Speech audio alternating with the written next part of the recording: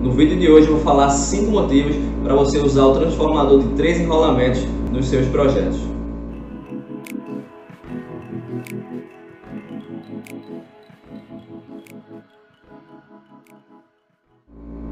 E aí pessoal, sejam bem-vindos a mais um vídeo aqui no canal SC em Foco. Meu nome é Luan, eu sou engenheiro eletricista e hoje eu vou falar para vocês 5 motivos para você utilizar o transformador de 3 enrolamentos em seus projetos. A gente vai ver alguns motivos porque esses transformadores são vantajosos e por que vale a pena adotar esse tipo de transformador nas subestações.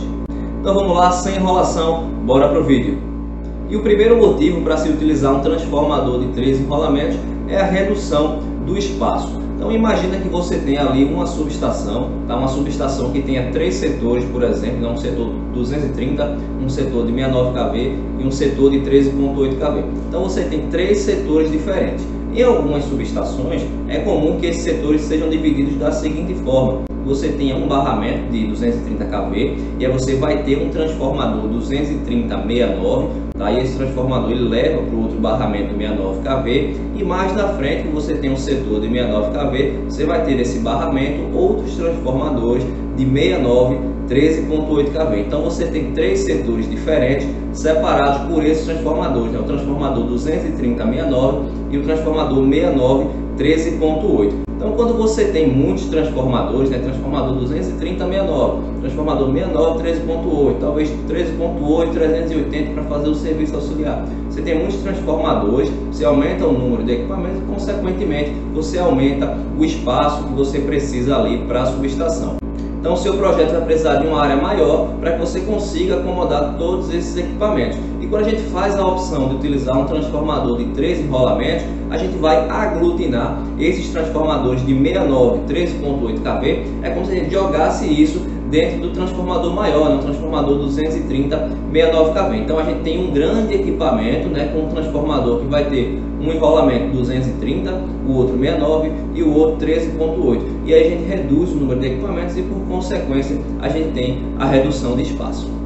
E mais uma vantagem de utilizar o transformador de 3 enrolamentos é a redução do custo de aquisição. Então, voltando para esse exemplo anterior, onde a gente tinha vários transformadores, né, transformadores 230/69, transformadores 69, 13.8, eu já fiz um vídeo falando sobre os preços dos transformadores que eu vou deixar aqui embaixo na descrição. A gente sabe que transformadores têm um valor muito elevado, né? Você tem transformadores aí de 69 kV, por exemplo, que custam 2 milhões de reais, 3 milhões de reais, às vezes um pouco menos, às vezes um pouco mais, varia muito dependendo ali da composição do transformador, da potência e de uma série de fatores. A gente tem uma variação de preço muito grande, mas o fato é que esses equipamentos são muito caros. Então você comprar equipamentos separados, né, equipamentos 230/69, equipamentos 69, 13.8, equipamentos 13.8, 380, você comprar vários equipamentos, isso vai ser sempre mais caro do que você reunir uma série de equipamentos em um único equipamento, né? Então esse transformador de 3 enrolamentos ele reúne, além do transformador maior, né, um transformador 230/69, você coloca o transformador de 69, 13.8 dentro e é claro que isso vai gerar uma economia no final, né? Porque o transformador de 69, 13.8 ele tem sua carcaça, ele tem o seu núcleo próprio, ele tem o seu enrolamento próprio, ele tem suas buchas próprias e tudo isso aumenta o custo de aquisição. Então quando você faz a opção de um transformador de 3 enrolamentos, é claro que o custo final vai acabar sendo reduzido.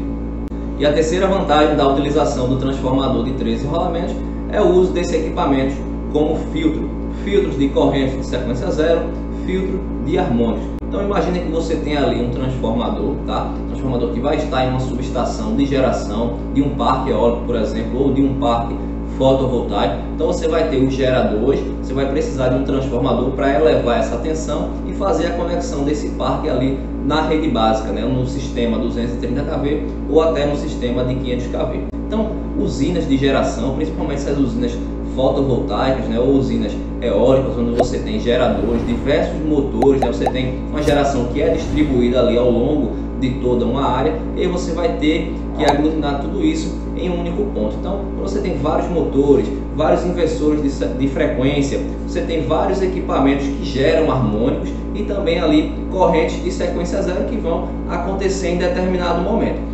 Então, diante dessas correntes que existem, é interessante colocar ali um transformador de 3 enrolamentos, se a gente escolher bem as ligações. Então imagina que você tem esse transformador, tá? E esse parque eólico que eu acabei de falar. Então o que a gente pode fazer é colocar ali no primário, né, um Y aterrado, né, a ligação desse transformador em Y aterrado. No secundário a gente também escolhe essa ligação em Y aterrado, e o terciário desse transformador ele fica em vazio, né? No primário você vai ter a conexão com o gerador, no secundário com o sistema de transmissão, e o terciário desse transformador vai ficar vazio e ligado em delta. Porque a ligação em delta ela tem uma especificidade quando se fala de corrente de sequência zero, quando fala da circulação de harmônico, essa corrente fica circulando ali no enrolamento em delta, tá? Então quando você tem esse transformador YY e delta no terciário, essa corrente, né, de circulação aí de sequência zero, essa corrente de harmônico que passaria do primário para o secundário e aí se distribuiria lá no sistema,